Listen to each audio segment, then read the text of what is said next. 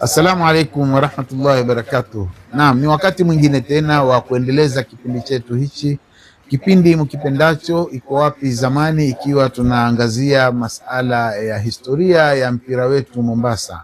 Mombasa kama mnavyojua ilikuwa ni mji ambao uliojulikana sana katika mambo ya mpira katika Afrika Mashariki na Kati, na walizalisha wachezaji wakubwa wengi kama mnavyosikia katika clip zetu zilizotangulia.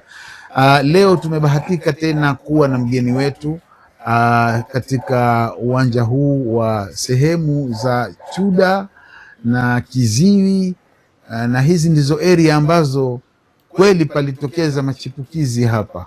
Hata mkija mkiwasikia majina yao, basi nyinyi wenyewe mtafurahi na mtakubaliana nami kwamba mtaa wa Chuda ama Kiziwi ulichangia pakubwa sana katika masala haya ya mpira.